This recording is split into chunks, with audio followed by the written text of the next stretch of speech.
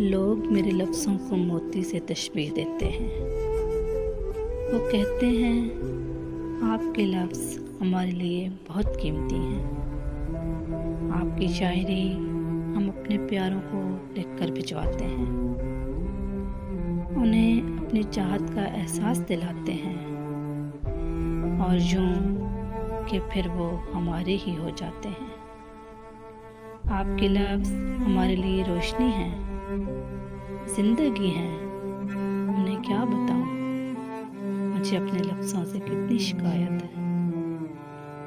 ये उस वक़्त चुप हो गए थे जब उन्हें बोलना था।